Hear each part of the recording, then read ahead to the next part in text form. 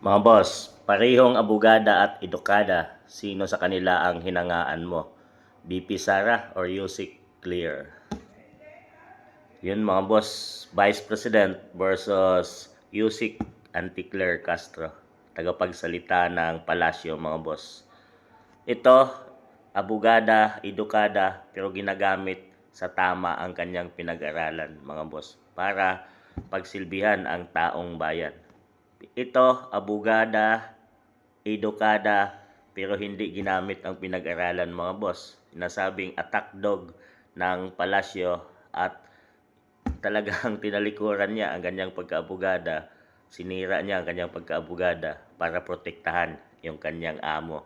Yan ang trabaho ni Auntie Claire mga boss. Sayang dahil malaking respeto natin sa mga abogado at abogada mga boss, no? Dahil nahirap na course yan, pero sisirain mo lang para sa isang taong iyong pinagsilbihan. Sa inyo mga boss, sino ang hinahangaan ninyo sa dalawang ito na pareho abogada at edukada? BP Sara or Auntie Claire Castro? Kayo na humusga mga boss.